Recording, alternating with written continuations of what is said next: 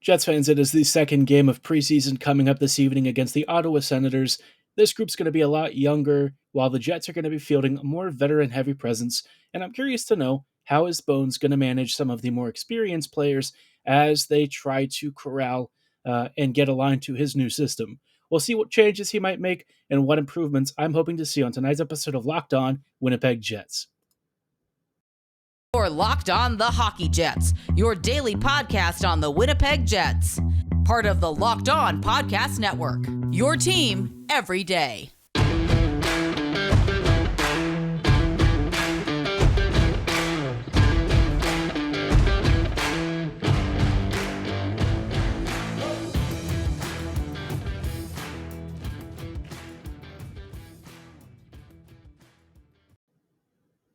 Hello, friends, and happy Monday. Welcome to this episode of Locked On Winnipeg Jets, part of the Locked On Podcast Network, your team every day. I'm your host, Harrison Lee, an avid Winnipeg Jets fan and an online blogger. You can follow me on Twitter at HOLivingLoco and at LO_Winnipeg Jets. As always, thank you for making Locked On Jets your first listen of the day, every day.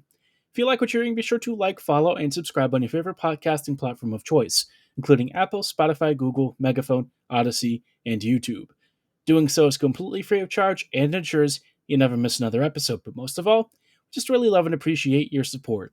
Now, like I said at the top of this episode, the Jets are going to be rolling into a second game against the Ottawa Senators this evening. And after the first game against the Edmonton Oilers for a preseason matchup, you would expect that there will be some small changes, maybe some adjustments.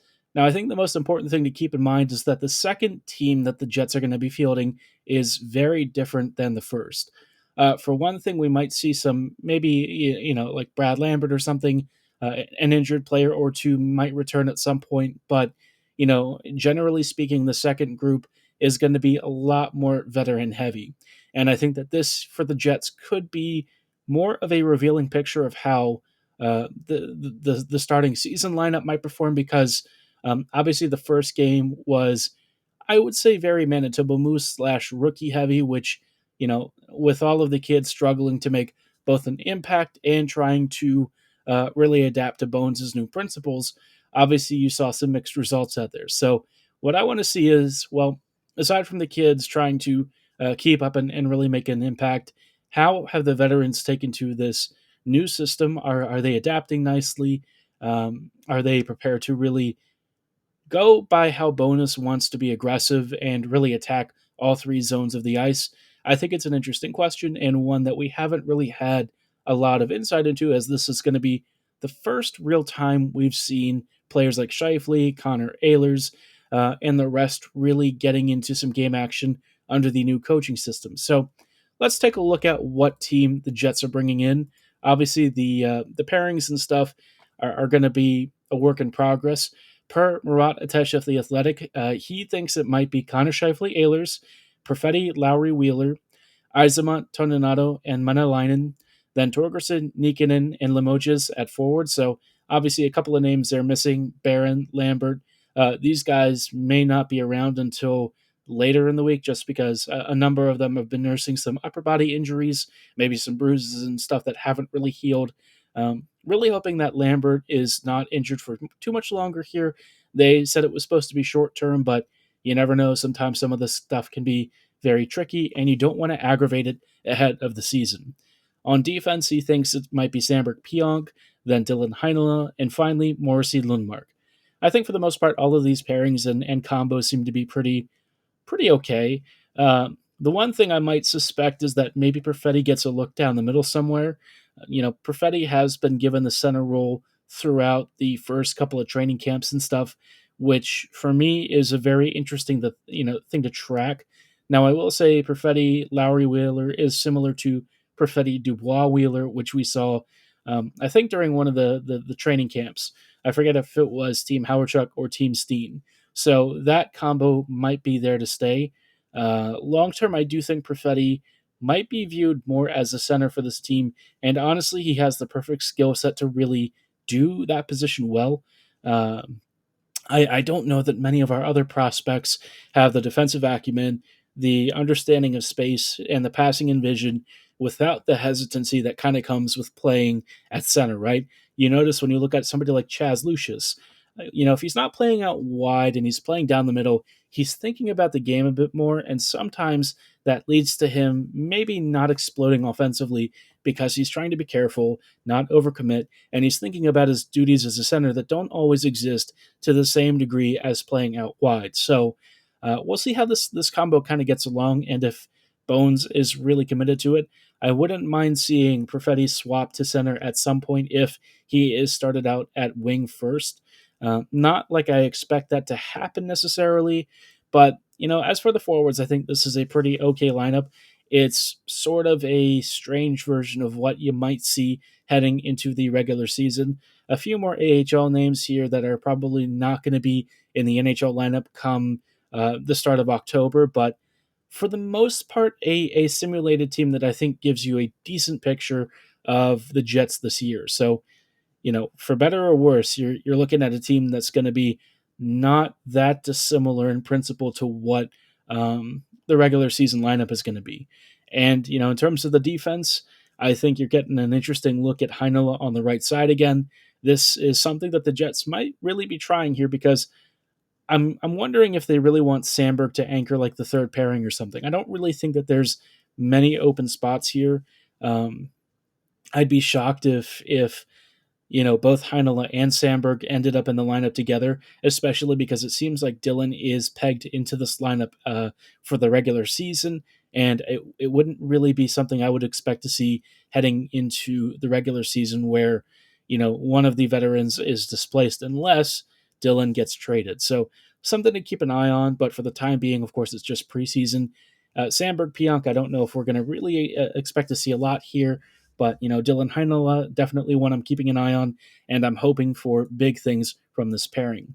Now, from a more holistic perspective, I have a couple of things that I want to see this group really accomplish and maybe adapt to a little bit better than some of the kids did in the first game against the Oilers.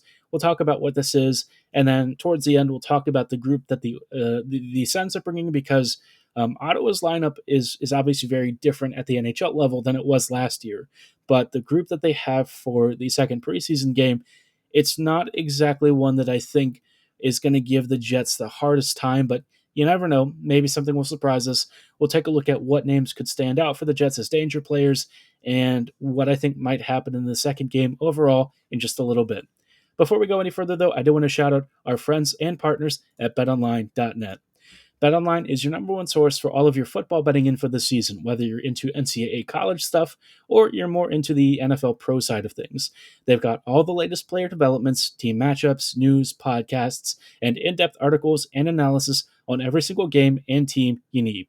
They have everything starting from the beginning of the season up until the present, and they've even got futures for you if you're looking more ahead and hoping to put some money down on stuff that you think might happen, or maybe you even think you know who's going to be either the college champion or the professional champion for the NFL and eventually a Super Bowl winner. So you'll have all that stuff available to you.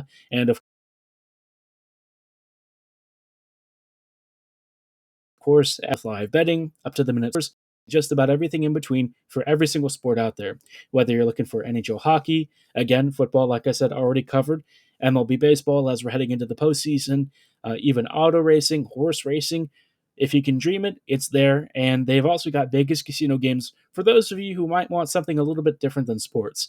They really are the fastest and easiest way to check in on all of your favorite games and events, featuring everything from boxing, golf, and all of the sports we just mentioned to maybe even some live pop cultural events. So be sure to head on over to betonline.net to check in and create your free account right now because BetOnline is where the game starts.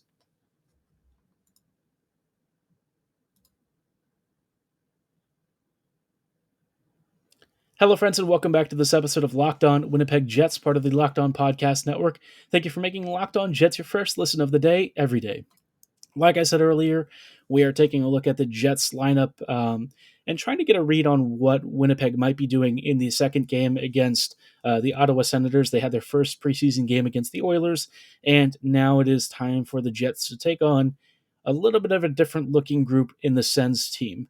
Now, the Jets are bringing a mostly veteran unit, which for me, I think means we're going to see more organized play. One of the big things that I kind of want to see Winnipeg work on is maybe some of that defensive organization. I think yesterday or in Sunday's game, we saw really fast and really loose play from the team, which was fun, right? It created some good scoring opportunities. I think the Jets had some interesting offensive zone possessions. There was a good cycle game, and it was a little bit more fluid than we've seen with previous Jets teams. But it did come at a cost, and that usually meant that Winnipeg was conceding odd man rushes constantly. It wasn't just a handful of them. It was like just about every other sequence was an odd man counter, which when you're pinching so aggressively that high up the ice and you're trying to intercept puck carriers and stuff and harass them the whole way, it does kind of open you up to maybe a few lapses here and there. And especially because the Jets were bringing such a young and AHL heavy team to the first game, obviously you didn't have as much veteran experience at a very high level. And so, what kind of happened was more or less what I would have expected. The Jets took chances. Occasionally they made some really bad mistakes and they got bit on a number of them to where, you lost 4-0. But like I said in the previous episode talking about this game, there were some things again from a holistic standpoint and from like a philosophical standpoint as to how Bowness wants his team playing. I still took maybe as like a positive, right? Again, it's just preseason, so don't read into things too much. But the main thing that I'm looking for is what are the core principles of how Bowness wants this team to play, and can he actually convince them to follow the plan that he's got and live up to a lot of the interesting principles that he's laid out in some of his pressers. And so far I'm seeing it, right? I'm suspecting there is here a good foundation for the Jets to build on, and it seems like from the first game at least Winnipeg is listening.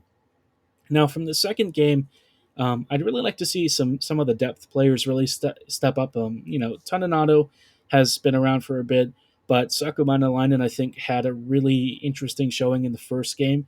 Very physical, very aggressive, was constantly harassing puck carriers. Had a couple of interesting scoring opportunities where maybe he just missed a pass across the crease or something, and it ended up not going the way we would have liked. But you know, maybe he gets another chance in this game. I thought Yzerman was also really active, attacking the slot area, and against this like Sens team that's not exactly Ottawa caliber, they might have a little bit more room to work. So this would be a really good time for them to show off and impress us. Also, from Henry Nikkanen, I'd really like to see him maybe make a push for like a depth role at some point with Winnipeg. I would love him to anchor like our third or fourth line at some point. He's a big body. He's got pretty good offensive positioning and an understanding of space.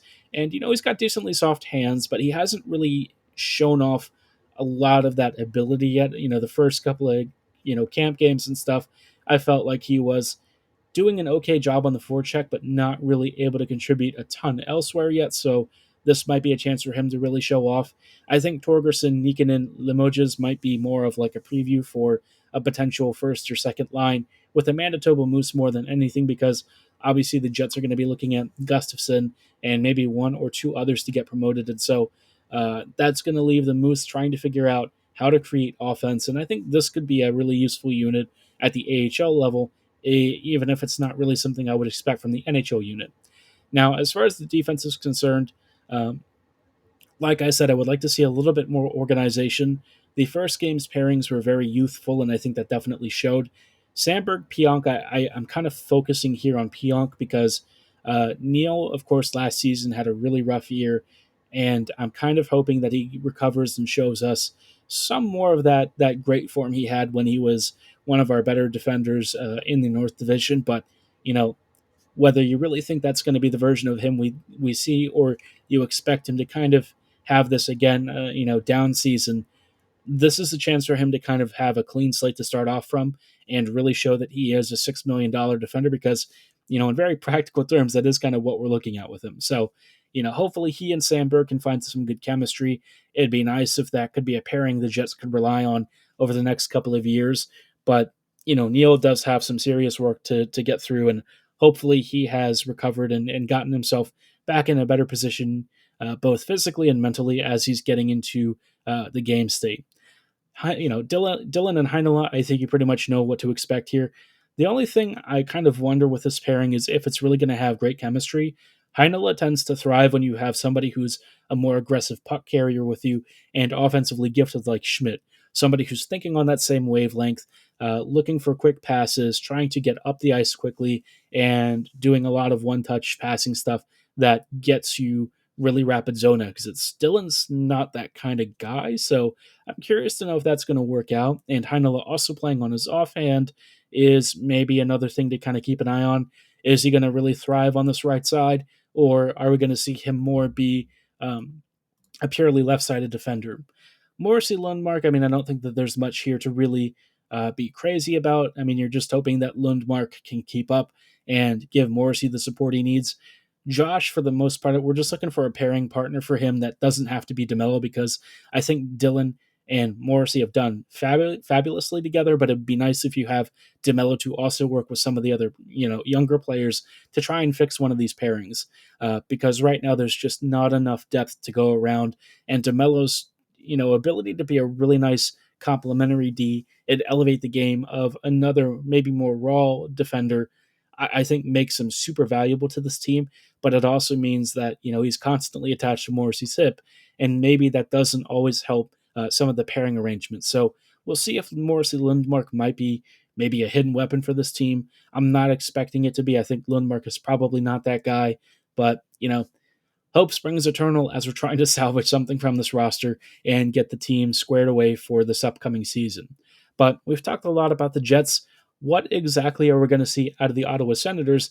We'll take a look at their roster and maybe some names to identify some particular talents that are going to be interesting to keep an eye out for as Ottawa rolls into town and brings in a fairly youthful group like we saw with the Jets in Edmonton the other night.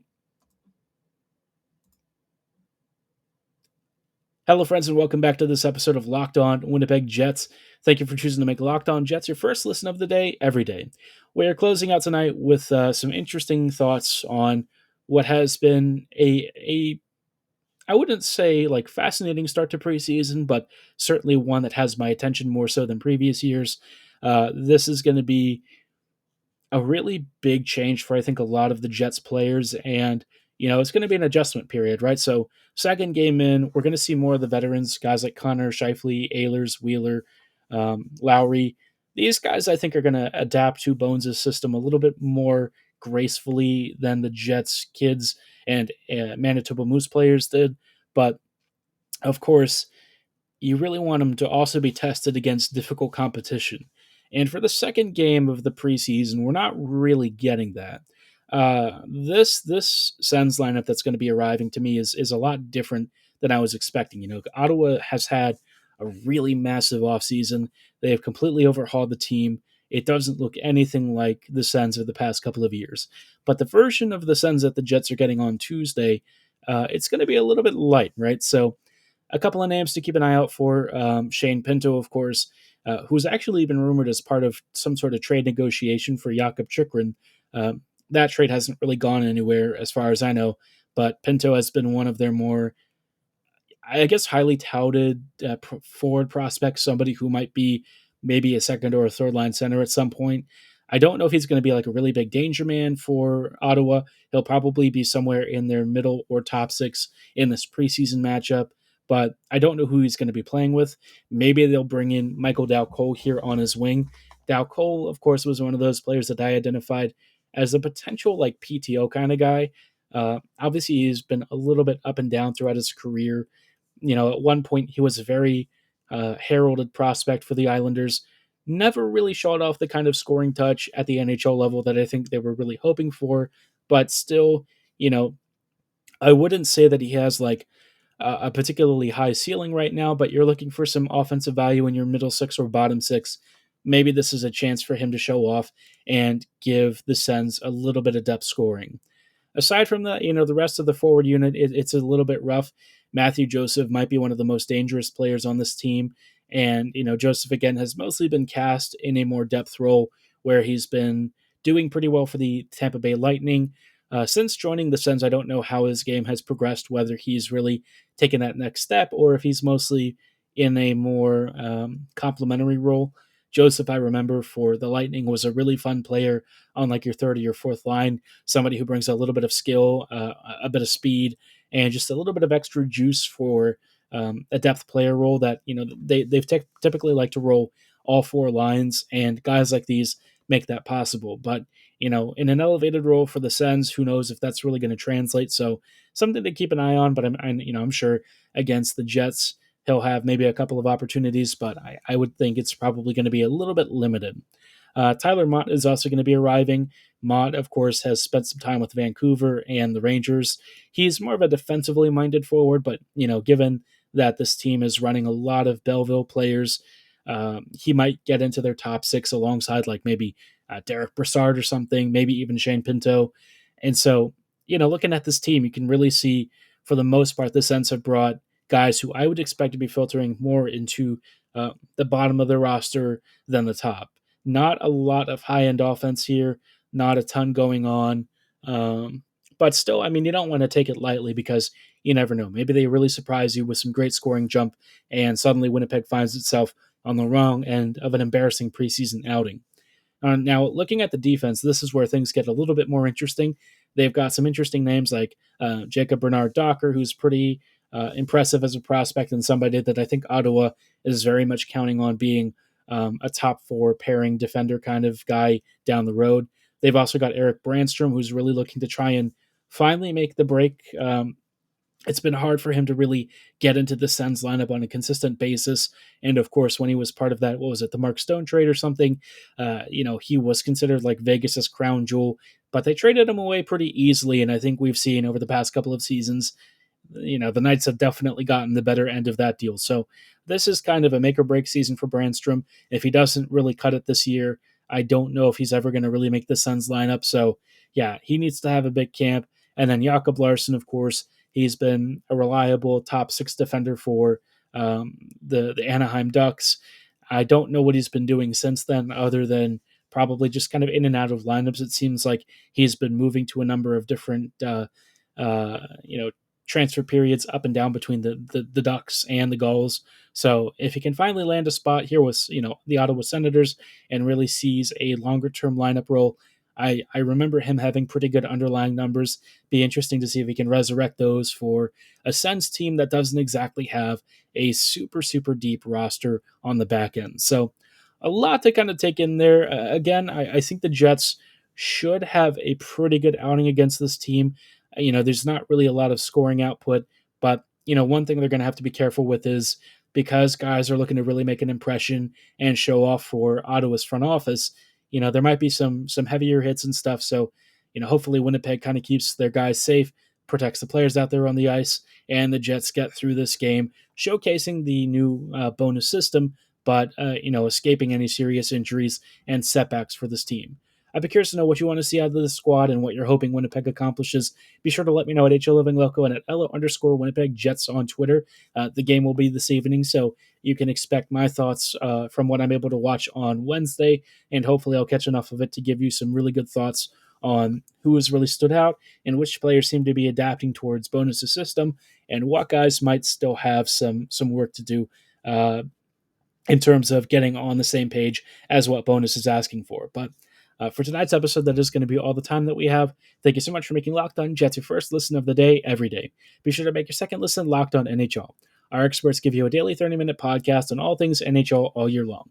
Stay up to date on everything in the world of hockey with your favorite podcast. It's free to subscribe, so do so right now. And as always, thanks for listening. Have a great night, and go Jets go.